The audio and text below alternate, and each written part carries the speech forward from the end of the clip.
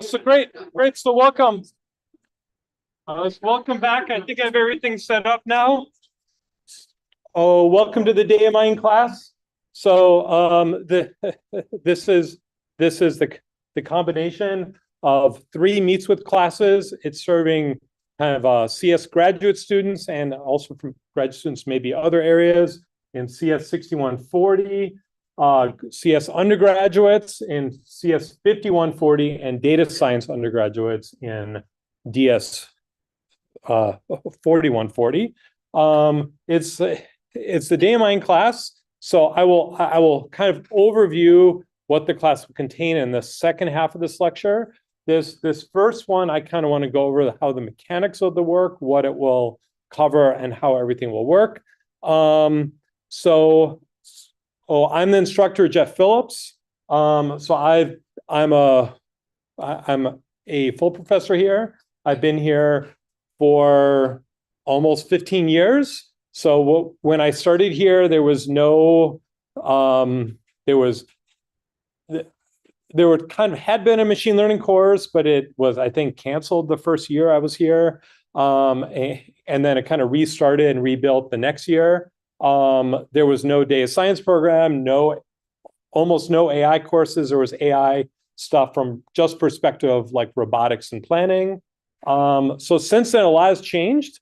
I kind of tried to create, and I've kind of managed and have organized the data mining course to try and fill in gaps within the data science program. It's a lot of really important stuff you need to know when thinking about data science, but not kind of necessarily some of the coolest stuff that might be in like the latest AI and machine learning class, but these are kind of a lot of the building blocks that go into those classes and methods we will discuss in this lecture here. So in this class here, they'll also be useful on their own, right? So these are things people still work and use in industry. They're kind of not, I would say, not always the things that's automating the decisions itself or you're drawing the inference directly from it, but it is a lot of the stuff that's building the structure so you can make informed decisions about the data.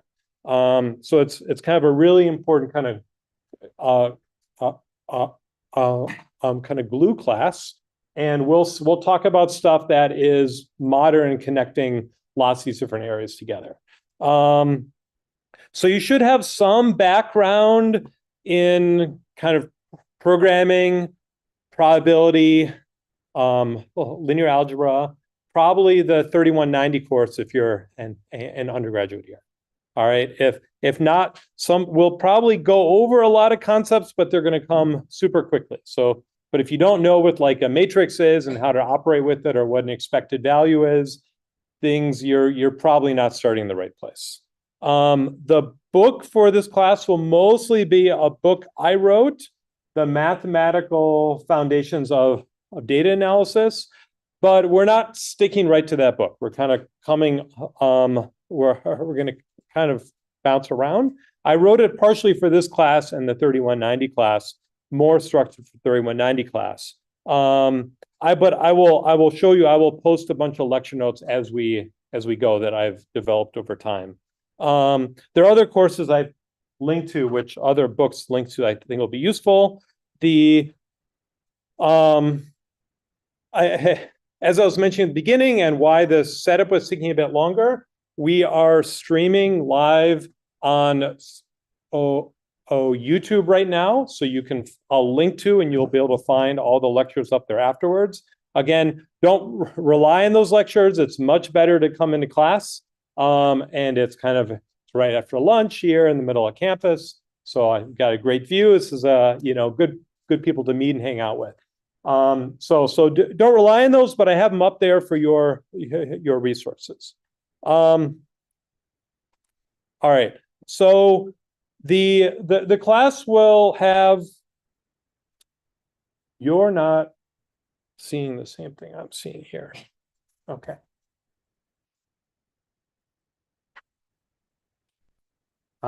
Okay, this you should be able to read better. Okay, first day of class kinks here. Okay, so now you're seeing the screen of my iPad, which is probably more readable than that small thing you were seeing before. Yeah.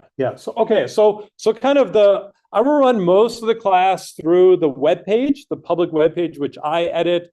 I'm old school. I write the HTML myself because I never learned anything past that. And then we'll use Canvas for discussions. The project will all be done through Canvas. Homeworks will be done through Gradescope. Okay, so the web page I still think is a very useful way to keep track of everything. I will post the class notes, the notes that we will I will lecture on every in each of these spots here. So if I open this, I see this will be the lecture on Wednesday. I kind of written it up in a document. We will not cover all of this. It's some extra material I left in there. But it should cover pretty much everything that we cover in class on the lecture. Sometimes it's more formal. Probably it's written in LaTeX, so the handwriting is better than my handwriting because it's formatted in LaTeX. But I will provide extra context in class through discussion, right? So there's kind of how this is used nowadays. Listen, hopefully some relevant kind of context will be in the class lecture, and you'll see it developed rather than just trying to read the notes yourself. I will write on my iPad for almost all the lectures. I will have some slides that I might write on top of sometime, but mostly will just be me writing on the iPad. And I will post links to those as well up here. Great. Okay, up there, we'll continue to be off to a good start. Okay. And then I will try and post links to other sources here. And then the last two columns will be the two main kind of assignments and tasks you'll have to do throughout the semester. All the homework assignments will be posted in this column, and then the project due dates are posted in the last column. We're gonna have a big class project that's worth like 45% of your grade, so a pretty large 40% of the grade, something like that. A large percentage of your grade is the project. I think this is super important to get hands-on. Maybe it's 35%, but it's a fairly big percentage of your grade is the project. Okay, it's important not just to work through the assignments, but to get kind of hands-on working with actual data. If I procure you really nice data to work with, which I'll do sometimes for the assignments, you kind of go through the mechanism of seeing some algorithms and methods run, but you're not getting what you actually do when you leave the university, where you have to work with some data and it's not been properly cleaned and processed. You have to work through that yourself, figure out what are the right questions to ask about it. Is this feasible with the data I have? What does this column actually mean? These are all things you will discover, and I can't make assignments that covers the breadth of what you will all see in your projects. Okay, so the project due date, there's a proposal due in a few weeks already. There'll be a data collection report that you'll have to do a little bit after that, and the intermediate report, and then a final report that is due before the end of the semester. And then you'll have a poster session, and you have a poster presentation. The final exam in this class will be a poster presentation. Okay, this is the final exam slot, and that's why I'm able to schedule it so late. And you will form groups of 2 or 3 students each, and you will each make a poster and present it in the hallway outside in the Merrill Engineering building. Last semester when I taught this, there were some students tell me they were very nervous. They hadn't presented a poster before, but everyone had a lot of fun. As soon as you get started, it's not nerve-wracking at all. It's not like giving a presentation in front of a big class. It's one-on-one communication, and you have a visual aid to explain all the cool stuff you did. I will go around and visit all your posters and ask you some questions, and that'll, I guess, be what your final exam is. Okay, so this will be going on throughout the semester. You will be asked to propose something and start working on it before we've covered everything. That's a little bit awkward in how it works, but I'd rather that than you try and cram the project into the last couple of weeks. I'll say the projects for my course turn out better than almost anyone else's course because you guys are working on them all semester, not just in the last couple of weeks. Okay, so it'll work out. You may have to look ahead and get advice from me on what techniques to use if we haven't covered everything yet. Okay, the other part are the homework assignments. I think there are 6 homework assignments, and they are due throughout the semester. They should not be too time-consuming, I don't hope. They're always going to be due on a Wednesday. I will try and post them on average about 2 weeks ahead of time. The first one I'm going over with the TA to kind of finalize it. I have a draft. Should be able to post it by Wednesday this week. I promise you at least a week before they're due, and typically almost 2 weeks before they're due. This first one is we're just making sure it's all good before we post it. So I'll talk a little bit about that on Wednesday, how that will work. But you will upload through Gradescope. Okay, everything will be due. All the main things like this will be on Wednesdays. So the TA, we have one TA for this class, so Liza Wong. So she was an excellent student in this class last spring. So has worked in industry as a kind of a data scientist for a while, and kind of will be kind of very helpful on this. She has some office hours, as do I, but her office hours are clustered right before when stuff is typically due. So she'll have one Mondays every day from 3:30 to 4:30, every week from 3:30 to 4:30. And then right before something is due, a homework assignment or a test, she will also have them Tuesday, 3:30 and 4:30.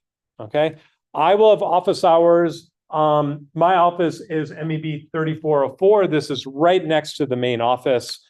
Thursday mornings. I'm also available directly after class. So if you want to chat with me, I will not schedule anything right after class, and either in the classroom or if other people are rushing in, we'll find a spot in the hallway. Okay, so those will be times you can get to me. We can set up other times as well. Okay. Let's see. Any questions on how stuff's working so far? The homeworks, you'll be able to drop the lowest homework. That will make, they're 25% your grade, so they're each worth about 5% your grade. They're there for you to practice and learn. Okay, so it's to the point where if I were to say don't use AI in the assignments, if I were to say that, I wouldn't be able to check anyways at this point. So you should feel free to complete them however you think is the best way to learn. And you should use your judgment on that. They are good preparation for learning the material. And I will have all of them due before the tests that the material's on. So the midterm tests will cover up through the first 3 homeworks, and the end term tests will cover mostly the second set of 3 homeworks. So you're going to have to do them before the test, and that will be help you a lot of your preparation for that. I reorganized the schedule a lot when I taught it last spring after having not taught it for a while, and I had one of the assignments due after the test was, and this was a mistake on my part. The students did not do as well on that part of the test, and so I've been more conscious about that this time. I hope they will help you prepare for it. There's linked to some practice tests for these as well. So you'll be able to see some practice tests. Not sure if I'll post solutions or not, but you'll kind of get a sense of what the what the test will be like. Okay. Let's see, one other thing about the schedule. I tried not to give you too much to do that you had to do over fall break. Like the homework is due right before fall break, and the midterm test is not until Wednesday after it. And the project intermediate report used to be due right afterwards. I try to push that back. This is Thanksgiving right here, Thanksgiving break. I put a homework assignment and the final report due the Wednesday before Thanksgiving. I could push either of those back if you guys want me to. It's hard to move them earlier, but it's easier to move them back. So figure people might want to be done with them before fall break, but if you guys decide you want me to move one or the other back, I'd be willing to do that.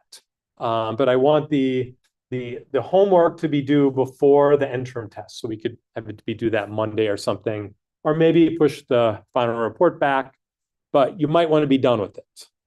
Okay, so that's my guess. So that's why I have them on this particular date. Okay, so we can, when it gets to this, we can discuss it in class. And if you want me to push one or the other back, that would be fine. Okay. Let's see. So you can use AI if you want to on the homework assignments, but use them how you think they would benefit you the most in learning. And one thing we did this year is inside of I'm trying out this year. Oh, okay, so this is a student view of Canvas. Let's see. So you can web page and you see all the assignments and stuff due on here. We'll use this for all communication with the class, announcements, discussion. Please post homework questions on the discussion. I'm usually pretty quick at getting back to you about that. One thing I'm demoing something called the U-Bot that's linked off of here in Canvas. And if you click on this, it will take you here. And this is an AI bot that's based on Claude that's supposedly tailored specifically to our course. And it's not going to directly give you the answers. It will kind of help you towards the answers. And so here's kind of a very simple example kind of conversation. How do I have a D by D matrix M? How do I determine its rank? It's a great question. It says, well, I'm not going to just tell you what do you know about matrices. Well, I know about the SVD and singular values. Okay, well then what's sets up some notation. Okay, what's the relationship between singular values and the rank? And ask me to kind of think about this. And so I don't know if you go to ChatGPT and ask you this question, it will just directly tell you a bunch of ways. This will not do this. This is something we're trying. There are kind of like 10 classes around campus trying this particular bot run by the U to see if it's useful or not. So I want to get your feedback. It might be a little bit annoying because you know the answer is right there, but it may also be very good for things like studying for the test, because it's not going to give you the answer, but will give you stuff on the way to the answer, or trying to understand it deeper, not allowing yourself to kind of just look up the answer too quickly. So this is something we're trying here, and the U is very concerned about student data leaking to ChatGPT. So this is inside of a sandbox that is not going on any servers outside the U. Okay, or at least if it is, it's under some agreement where they guarantee not to leak that information. All right, so that's another tool we're trying here. Okay, everyone's used Canvas before.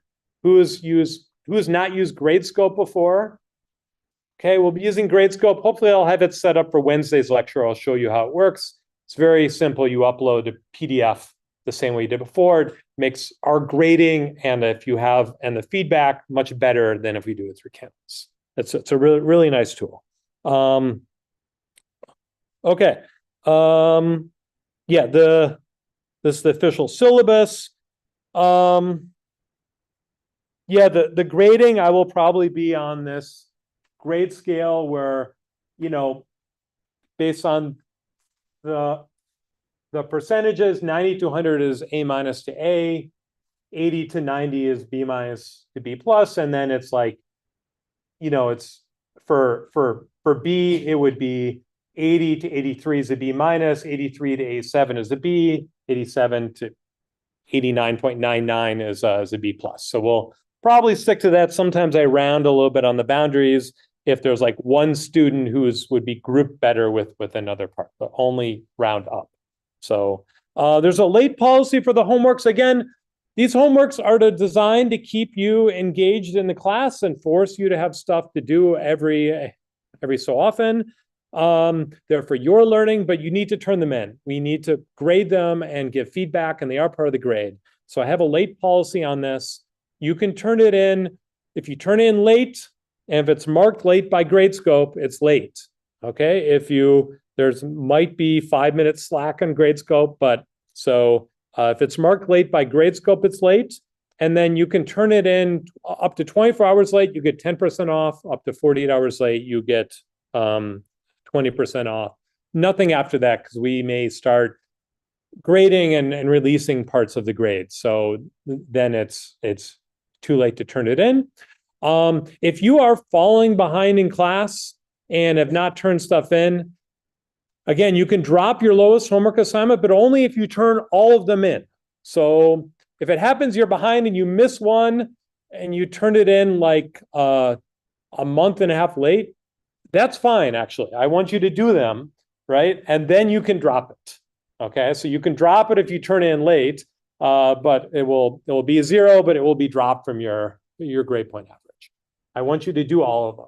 If you are falling behind in class because life is catching up with you, this happens to some student in the class every year, that's fine. Come talk to me. We'll figure something out. That's better than kind of cheating or just completely dropping the class. We'll see if we can find a way to make it work. I'm trying to be as flexible as I can on this. Again, feel free to use the homeworks to do this.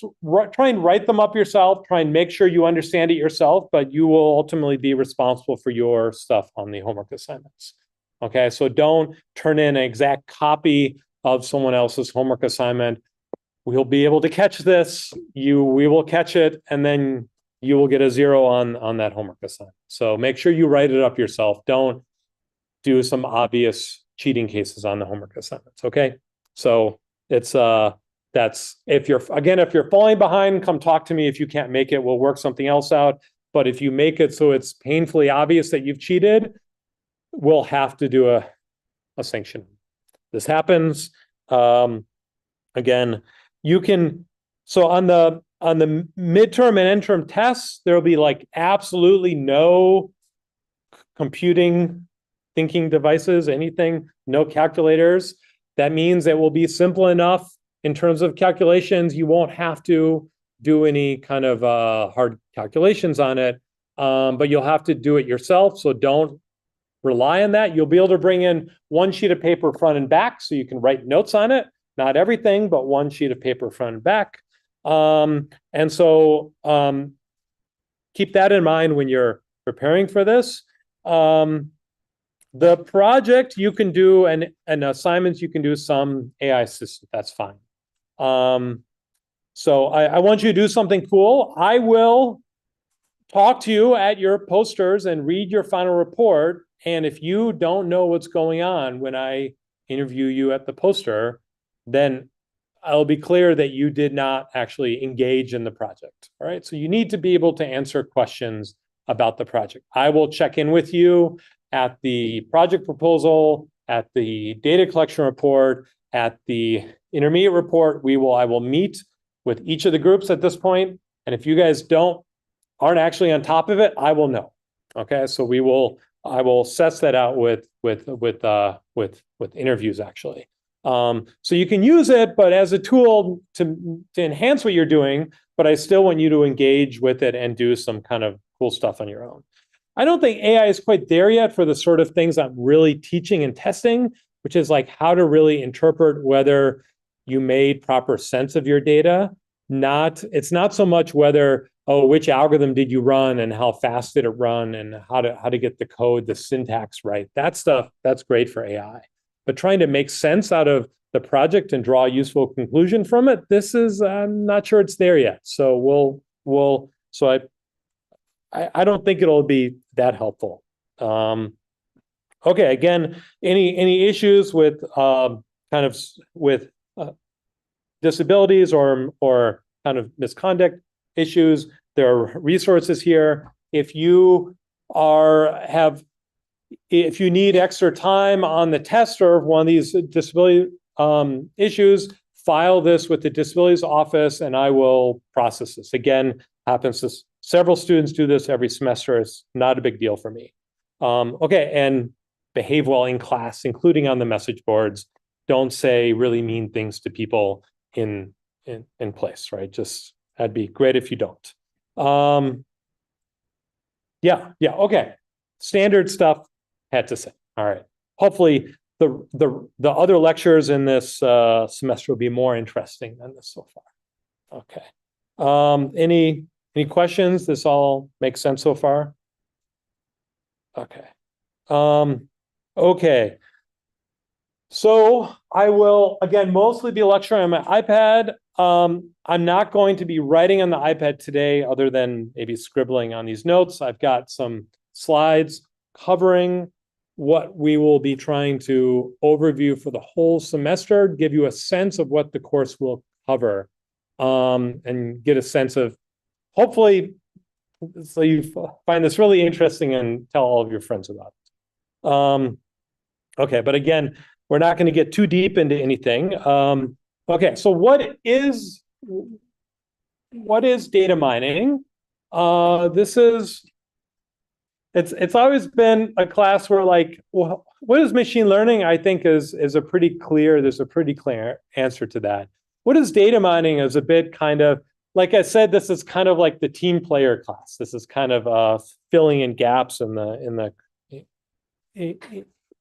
curriculum. Some attempts to define it: finding structure in data, unsupervised machine learning, large-scale computational statistics, anomaly detection, outlier removal, exploratory data analysis. Yeah, all these things kind of make sense. This kind of works. I think I like to think of it as kind of a toolbox for data analytics, in that if you're doing the part of data science where you're trying to analyze some data sets, we're going to be building a bunch of tools that are sitting often right below the surface that are going to be essential for this process. We're going to be often dealing with the part of it before you make the final kind of prediction at the end or the final recommendation.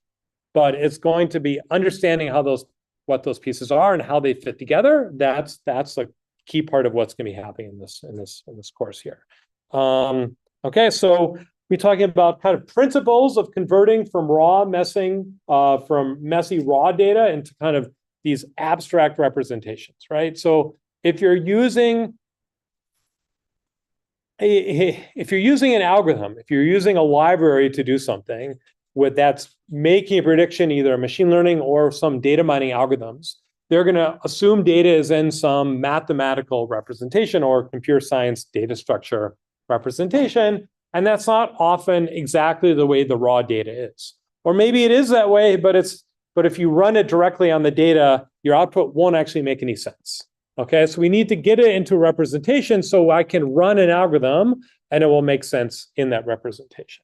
Okay, and we'll think about general things that hopefully these terms are kind of you've heard before, but like vectors or matrix representations or graphs or sets. We're going to be thinking about taking raw data and mapping it somehow into these representations, and then algorithms will take those as kind of inputs.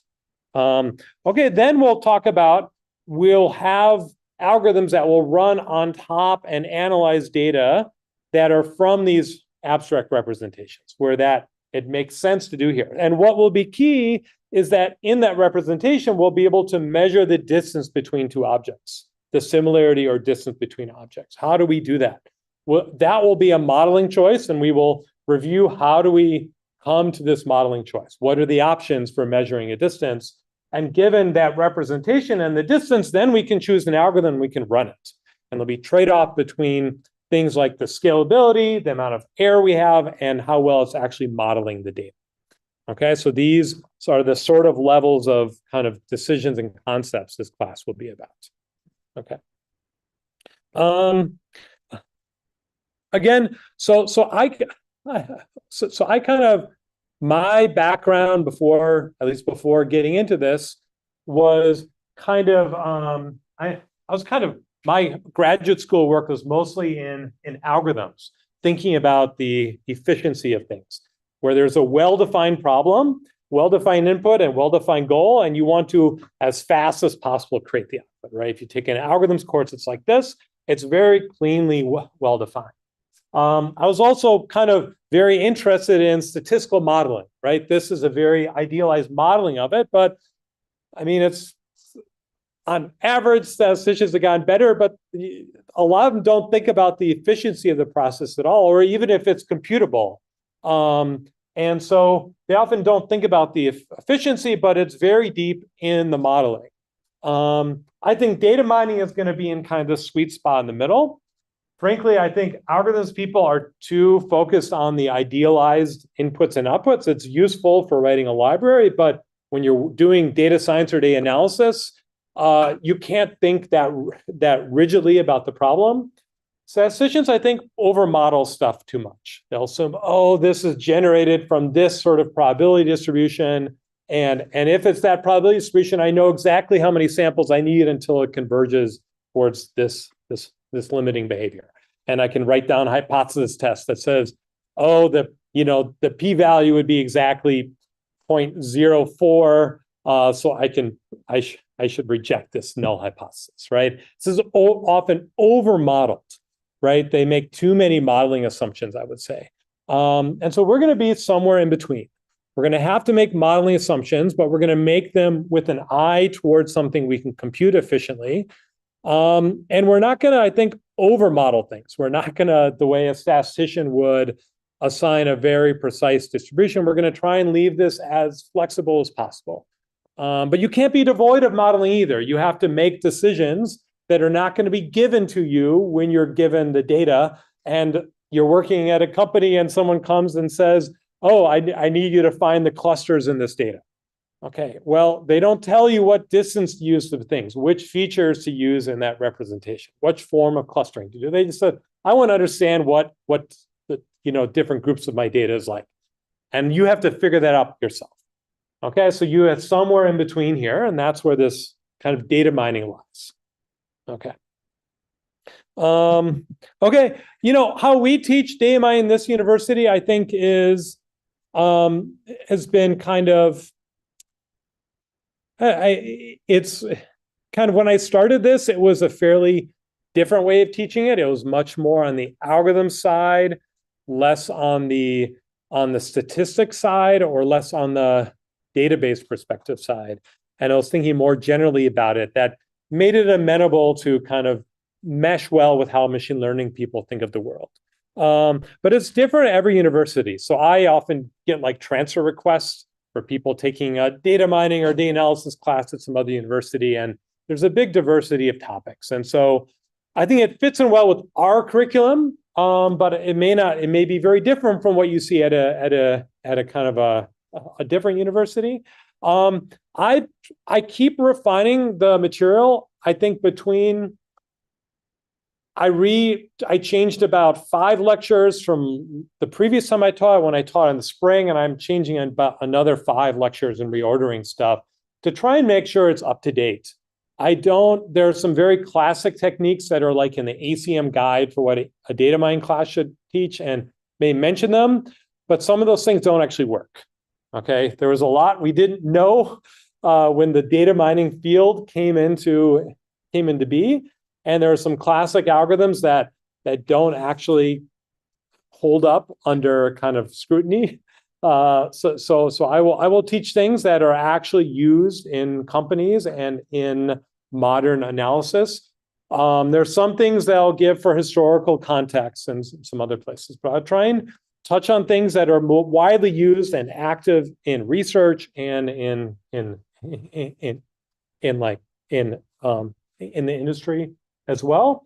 So I'd say this will focus on kind of scalability side of things and less on kind of the statistical side. It will be less statistical modeling than if this was in a stats department.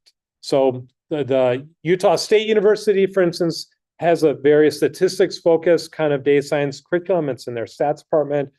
They teach a version of this class a lot more statistical modeling. You'd see probably many more like integrals on the slides. And I probably trying to avoid writing integrals will probably give from the perspective of geometry instead of calculus. Trying to, again, broad coverage, recent developments. I'm come from a bit of a mathematical background. So I think my strengths is trying to present things formally and then presenting some kind of explanations of why things work and things that are useful in practice. So we'll do some examples, but you will get the most out of this through a couple things in the homework, and also your projects will be a key source of this. And not just your project, but other people's projects as well. You will be interacting with other people in class and seeing what they're doing and giving feedback and getting a lot of perspective that way, much more than I could present in class, I feel. And there'll be some randomized algorithms, and probabilistic algorithms is a core part of data analysis, both randomness in the algorithm and also in the assumptions on the data. There are two kind of ways of thinking of randomness. And so this will be kind of a core part that we'll have to deal with. There are not going to be specific libraries. We're not going to kind of go through scikit-learn or Weka or one of these other kind of classic libraries. I don't care so much what language and resources use, although most of the stuff is in Python.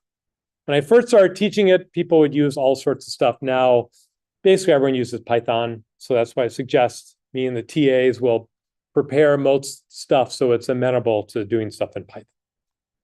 Okay, I assume that's fine with everyone.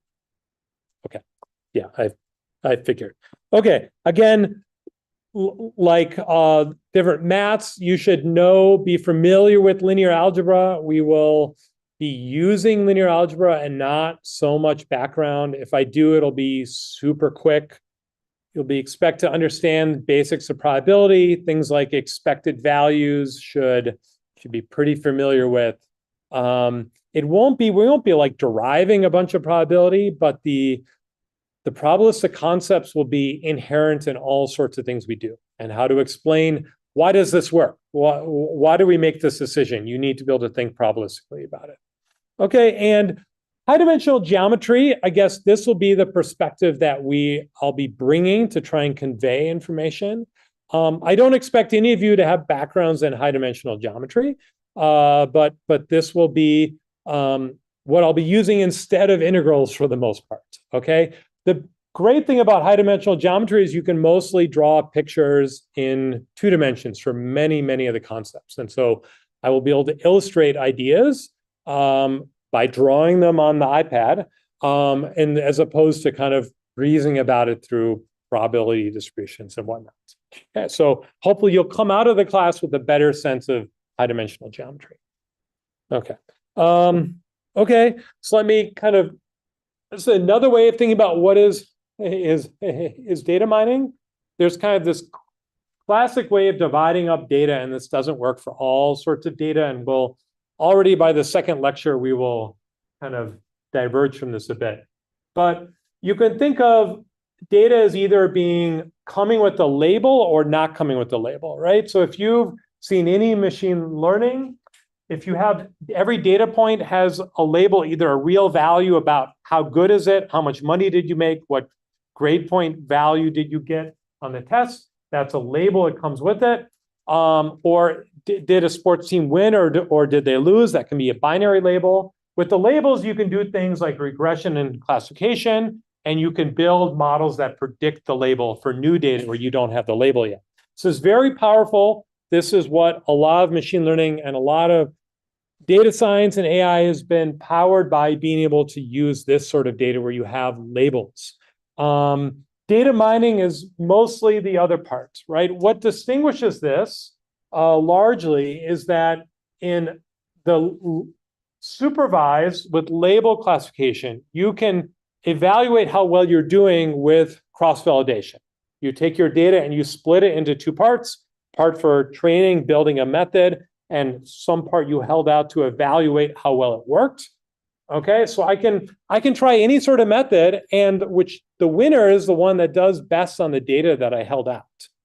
And this is kind of a universal way of comparing all sorts of different methods against each other. And this has really sorted stuff out very cleanly of which ones work the best. There are certain algorithms people use for prediction that they could use for machine learning that sound like cool ideas that people don't use because it doesn't work very well. Okay, and they know this because they evaluated on the data they held out. And that's very clear for regression and classification. We're going to be in this realm instead where we are working with unlabeled data, where I do not have the labels. And so I don't have an immediate way to measure how well stuff is working. Okay, so I'm doing things where I'm kind of doing dimensionality reduction and clustering will be two of the main things, topics we'll be talking about. And I don't have a way to evaluate, okay, this method worked better than this other method just by looking at the data I held out. I can't reduce it to a single number. And so I don't have access to many of the same tools that allow me to brush under a lot of modeling under the rug the same way I would if my goal was prediction and I had labels to work with. This makes our work a lot harder. Okay, I think this makes data mining much harder to do properly. It's easy to do poorly. If you want to do a poor job, okay, it's just as easy as machine learning. Okay, but if you want to do a good job of it, you can't just rely on some clean number as output. There aren't easy answers. You have to think about the modeling and think what it meant in the context of what your input data actually was. And so that's what we'll try and convey these challenges and give you some tools to work with them. And then your project will be trying to do that. Okay, so, okay. Okay, so outline of the class kind of in a big picture. These are kind of the topics we'll be covering. Some will be kind of the statistical anomaly detection, uncertainty, outliers sort of space where we're dealing with noise in data, or we're trying to understand what's anomalous behavior using randomized algorithms. We'll touch on this a little bit at the beginning, and then there'll be a section at the kind of the end of the class. But this theme will kind of permeate the entire class. We'll set up some concepts for this, and then we will kind of see them throughout the semester. And there'll be a big section in kind of the second half of the class. The other part is finding this structure in data. Again, remember, we don't have the supervised settings, so the best we can hope for is to find some inherent structure in the data that we have using some chosen distance. And so these are things like finding similar items to a set. How do we quickly retrieve? We have a big data set. I have a query. I want to quickly find all the similar items. In fact, this is a very powerful machine learning algorithm called the k-nearest neighbor algorithm. You find the k-nearest neighbors, you look at all their values, and if it's continuous, you average them. If it is this kind of binary, then you do voting on these. In fact, there's some arguments that what these kind of really deep learning, these very complex over-parameterized models are doing is effectively something like a k-nearest neighbor algorithm in the right metric space. It's learning the right space embedding of the data, and then in that space we will kind of do something like a k-nearest neighbor classifier. In principle, that's probably doing something very similar to that. Okay, so this is a really powerful technique. It's also, there's been a huge advancement in this technique. I've had to rebuild kind of 2 or 3 lectures because what the whole principle behind the state-of-the-art technique went from this thing called locality sensitive hashing, which is some randomized algorithms to do this. That was really cool. And so I connected to a bunch of other things, and it's no longer state-of-the-art. There are these graph-based methods that we'll talk about that are now kind of the dominant way to do this, and they work really, really well. And so I will be talking about these kind of new updates in the early part of the semester. Okay, then clustering I've mentioned. This is grouping close items together. Talking about summaries. These are kind of how do we reduce the size of the data, find some structured summaries of these. These can handle clustering and dimensional reduction. They fit on this slide where there's kind of some metric space on the data, and we could maybe think of it like Euclidean distance, but the summaries are more general. They handle other sorts of objects. And these are useful for kind of big data and streams of data. When we have so much data, we can't look at all of it. We want to quickly come up with a summary of it. Dimensionality reduction is when you have your data in really high dimensions. And so you want to, and so many features and attributes, and you want to map it to a much lower dimensional space for computational reasons, or because it's 2 dimensions, so you can draw a picture, right? How do we do that, right? And then kind of link analysis on graphs. When your data is inherently a graph, the objects are connected together by kind of discrete edges. How do we analyze this? Again, sometimes finding things like similarity or clustering or summaries on this data, but we'll think about in terms of a graph. Okay, so when we talk about anomalies, I want to say a little bit about this before we kind of, because we're going to talk about kind of anomaly detection not until later in the semester. But I think there's some really important concepts in here that last semester I put it like the second or third lecture I talked about anomaly detection, but I think it didn't fit in the flow as well. So let me say a little bit more about it now, because you'll have to answer something about some stuff related to this for your project reports before we get to that part of the class. And so this is where when you have data and you see something strange, you kind of, in some sense, you know it when you see it, but how do we quantify how unusual something is? And the key part of this is we're going to have some data, right? So we have our data X, and let's say we think of it as a point set, right? So each of these is xi, which is an element of my large set X. Okay, and I have something anomalous about the data. There are multiple forms this could take, and they depend on what is the baseline distribution here. Okay, so this can mean a bunch of different things, right? And maybe I'll try and illustrate this in a picture. One baseline distribution, well, let's say that this is, I think that there's some normal pattern here, multiple dimension, there'd be like a Gaussian. So maybe there's a mean, and then there are this decaying probability as I get further out. So I expect more density in the middle, and then it decays as I get further out. And then an anomaly would be a bunch of data that did not really fit under this one normal distribution. Something was different than that. Okay. Another example might be where that I think it is it's uniform over some area. Let's say that if it's uniform, then maybe there's some box, and I expect it's uniformly dense in there. And then this is kind of anomaly type 1. Anomaly type 2 might be that there's a really dense region inside of here. So similar to this kind of normal distribution, but this is kind of a very different baseline distribution. Okay, a third way would be just these outliers, where now the third type of anomaly, it could be a single data point out here.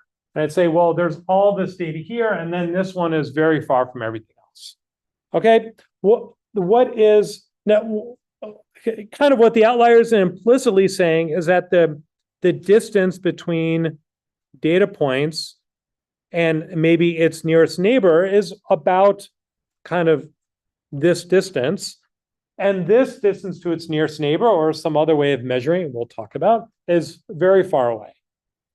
Okay, so how I talk about an outlier, are these outliers? Are these outliers? Well, it really depends. Each individual point by itself might not be, but as a group, they might be anomalous. Okay, and in order to say this, I somehow need, again, this baseline distribution where I assume something about what the data is like. Okay, and this is one example where we've seen a point set and we're just looking at points in 2D, right? But if your data is text, or your data are some images, or your data is a bunch of kind of web logs of interactions of users with the website, okay, how do I determine if there's some anomalous behavior in there? Maybe it's a series of these and the time makes it anomalous because a bunch happen to cluster together in time, right? I have to figure out what is the baseline distribution in order to say anything about this, okay? And there's some statistical language you can model on this, and it's at some point we'll try and kind of get into this a little bit, but not too much. But this is the idea of that in order to really understand what I think is unusual, I need to define what I think is the usual part. What is the normal expected part of this? And with this, and people don't necessarily give you this information. They don't tell you what is this baseline distribution. You have to model it, you have to choose it. Maybe you can take data from a different period of time and say that represents the baseline distribution. Now this one, this unit of time I'm examining, I'd say if there are any parts of that that don't match to anything in the first part of the data. Okay, so I can maybe use data to help me inform this, right? So these are kind of sort of things we'll need to do within anomaly detection. But again, you're typically in practice not given one baseline, and there are just so many different ways you could do this that I won't be able to cover all of them, right? So when we're throughout the semester, we'll see lots of different ways of modeling data with structure. And for each of them, there'll be a different way of thinking what is the baseline representation. And we'll see examples of this throughout the semester. And so kind of pay attention to this. And you'll have to kind of make a judgment about this for your project, probably before you really understand it, but it'll kind of force you to kind of start thinking about it. I think one of the great things about doing your project throughout the semester is that you will be thinking about that project and the topic and the data you're trying to analyze while you're working through the class material. And I'm hoping every time we come to a lecture, you'll be thinking, how would I apply this onto the data I'm analyzing for the project? How will I use this to do this? And it'll be a much more way to crystallize that lecture than kind of the random examples I give, which you might not be as interested in. You'll have something you're thinking and hoping to apply it onto. But this is one I think will be a little bit tricky before we get to it, but you'll have to start thinking about this early in your project. Okay, so we're going to start tomorrow's or Wednesday's lecture with one kind of example of this through statistical phenomena through hashing. We're going to abstract the data to being a set of size kind of n, I think. And so each one is a bin, and we're going to be throwing balls randomly at these bins. Okay, and we'll just see what will happen when objects collide. How many balls do I need to throw until two balls fall in the same bin? Balls do I need to throw until I have a ball in every one of those bins?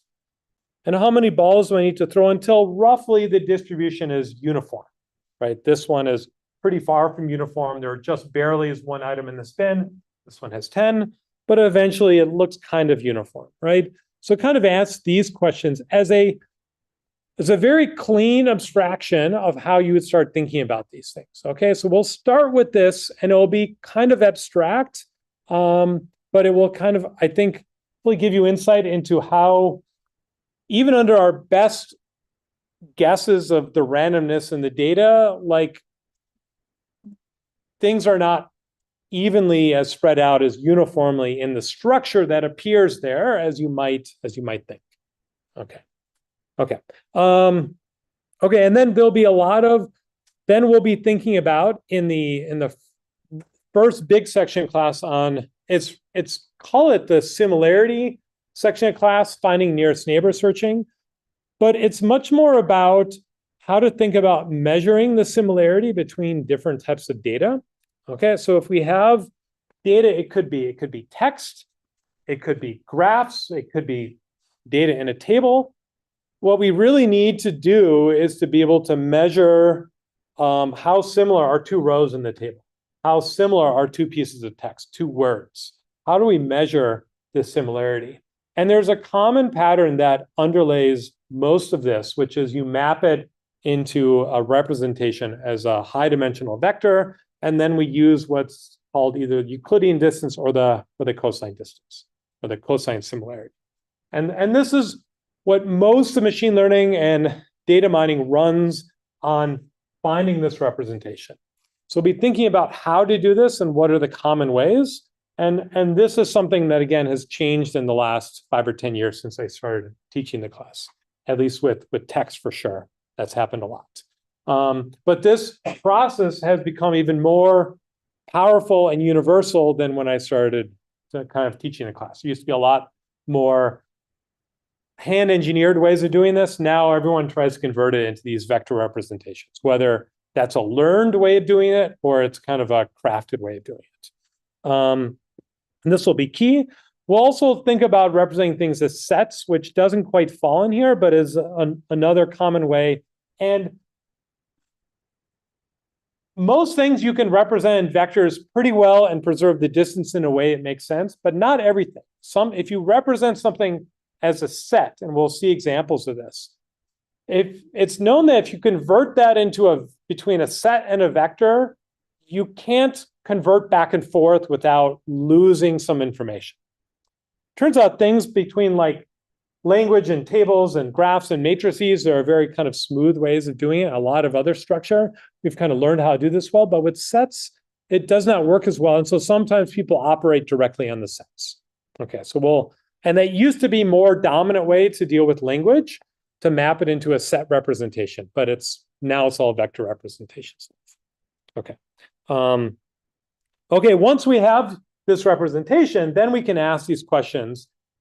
Given a bunch of data, given a query point, what's the nearest point? How do I retrieve this as quickly as possible? The key nearest things. If I maybe have a large set, I want to find all pairs which are very similar to each other. Right? This is used in when we detect if you guys have kind of copied each other's part of their assignment or code. Right? They're methods that have been used for this since when I was a student, that are still kind of built into Canvas. They basically use the same machinery and they work pretty well. Now with AI, it's the representations are more complicated, and we'll talk a little bit about these representations. In fact, we'll start with the new AI representations, and later talk about the old school ones from when I was a student. But that still work surprisingly well. Okay, clustering is, again, how to find groups of similar data. And there's a bunch of... So clustering, I think, is what has suffered the most from being a kind of an unsupervised method, in that there are hundreds, if not thousands, of variants of clustering. And it's really hard to say which one is the best one or the right one to use. I can't use cross-validation at the end to tell me what is the right clustering. And so there are different models, and you have to think about, go through them and see which ones is the best fit for what you want to do with it. We'll talk about the really major ones here that cover most of the categories. Of course, there are many subvariants of these, but this hierarchical clustering, where you find a hierarchy of objects, and then you can chop off the hierarchy at any point to get clusters. These k-means style clustering, where you're finding representative elements of all the data for all the groups, and then you map everything to the representative elements. Hopefully you've seen a little bit of k-means before, but we'll go on and look at some other variants in the space. We're talking about graph clustering, where you kind of start with data in any format and use the distance to kind of build it into a graph representation. Or you can kind of leave it as continuous edges instead of binary instead of edges. It'll still work, And then you can use linear algebra to form the clusters in kind of some neat ways. This is the graph clustering with the spectral clustering approaches. Okay, so we'll look at these different approaches, and they give kind of qualitatively different combinations of how they work in different dimensions or settings or input and the structure that they give out. Okay. Dimensional reduction is this other approach we'll talk about. Again, this is from when our dimension is too high and we want to be able to represent it smaller to analyze it or just for computation or feature selection. And the key here, this is kind of really dependent on on linear algebra. Okay, so we'll be using a lot of tools from linear algebra. You'll instead of thinking about each data point as a vector, you'll stack them into a matrix, and then we'll analyze the matrix using decompositions. Who has heard of the singular value decomposition before? Who's not heard of this before? Okay, we'll go over it, but pretty quickly. So this is kind of what for undergrads, this should be in your prereqs for this course. But so we will be leveraging the singular value decomposition provides a lot of structure for dimensionality reduction. So we will see this first for things like principal component analysis, but then we will push it even further in this class. We'll do multidimensional scaling, distance metric learning, where you kind of are using the data to learn a metric. And here again, we'll convert it into a situation where we can do PCA or eigendecomposition, and that will kind of automatically reveal the structure. I mean, the linear algebra the output of it will just encode the structure that we want to find. We'll look at matrix sketching, which is kind of this way of doing this at very large scale to approximate it, but do it very quickly, or maintain it online. And we'll look a little bit at feature selection. How do I select the best dimensions that are most informative? Okay, so this is what we'll kind of be looking at here. Each of these will roughly be kind of a lecture. So again, if you haven't seen linear algebra before, this lecture is gonna go like super fast. For some of you, it might be others of you, it might be a bit of a review, but I think important review to set everything else up. Okay, again, noise in data. How do I identify noise, model it? And then what might be interesting is how do we exploit the noise? So one thing we'll talk about is privacy. How do we ensure that if the data represents people's personal health or like it's the census data, how do we not leak data about individual people? And we'll talk about differential privacy. And what this is, it's a way of actually adding noise into the data. Not too much noise, you can't do data analysis on it, but enough noise so you can't recover kind of individual items. Okay, so this will kind of all be mixed in with how do we think about outliers, anomaly detection, and that'll be in this section. Yeah, and then we'll do graph analysis. This will kind of show up in some places. The fast nearest neighbor search now uses graphs, spectral clustering uses graphs, but we'll also look at data that is naturally structured as graphs, such as the web graph, which is kind of how search engines were initially built. Maybe that's becoming outdated. I never thought that would happen. How you find communities in social networks, these kind of how you embed, and then how you embed graphs back into these vector spaces. So we'll talk about kind of these connections as well. And then finally, for the summaries part, we'll think about how do we represent data. We'll talk about a variety of things, but one of the paradigms that really kind of specifies this, allows us to get at the interesting parts really cleanly. So what's called the streaming model, where you see data one at a time. It's like you have a program that's running on a router, and all a router does on the internet is it gets a packet, it checks something very quickly about it, it sends it on, it can't store it. How do we keep statistics on all this data on the router if we have very limited storage? Right, so we'll think about these questions in this things, a small space representation we can maintain quickly. And then these ideas will apply lots of other very large scale domains. And so as you scale up data, you need to start thinking about these quantities. I want to find that same structure, whether it's clustering, dimensionality reduction, or kind of anomalies, but do it without having to run on a supercomputer. Can I make one pass over the data, summarize in a way, then I can then do my data analysis directly on that summary I've kept. Great, okay. So what are the kind of course goals? Kind of intuition for data analytics, a toolbox for data modeling, kind of converting stuff to these abstract data types, and what are the challenges in that and the trade-offs between the modeling and the efficiency of these things, and kind of understand the difference between noise and anomalies in the data, right? These are the sort of big level goals. These aren't like learning objectives, but these are kind of the more abstract goals I hoped to train you in throughout the semester here. All right, so this is probably the first time in like 10 years this class has been this small. It's been roughly 100 people or more for the last 10 years. We moved it from spring to fall semester, and it's the same time as the NLP class. So I think you guys are in for a much smaller class. This was more just me covering information, but I'll try and make it so we can be interactive. I hope you all show up the class and we can kind of have a really good semester. Okay, I realized before we go, again, any questions, I can take them at any point. There's one more thing I wanted to show you, point out, is that there's a big document outlining what you should do for the project. And it has all the due dates on here.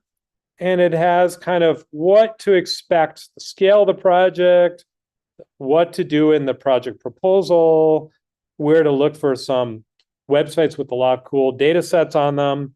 Again, the best data sets are like from your own personal hobbies or research projects you're doing. They're far better than if you found some like random one you don't care about. So like someone once did it on, they were like one of those paragliders. People would jump off the mountain with the magical capes and spin around circles. And what's cool then is you want to find these updrafts. That means you can spin up longer and longer, and they want to cluster the updrafts from GPS traces of these things, right? Like that data is not anywhere on here. So hopefully you'll bring some cool data from your own life into this data collection report. I want to mention one thing I'm adding this semester, I'm actually kind of excited about, is an ethics evaluation I want you to write in the report. I want you to think through, is the analysis you're doing kind of ethically, you think are there any potential negative consequences to this? Again, most impactful technologies have some negative consequences, often with hopefully very positive ones that outweigh it. But I want you to think this through. It's a really important thing we'll talk about throughout the semester, the ethical issues, but I want you to write about this in your report. Most machine learning and data mining and AI papers now, when you submit them, you have to address these issues in any submission, right? So we're going to do this for your class projects as well. So I think this will be kind of fun, and maybe I'll find deeper ways to kind of incorporate this in the class. So, okay, with this slow start, we got everything finished here, and hopefully next one will be a little smoother. All right, so if you have any questions, I'll be around after class.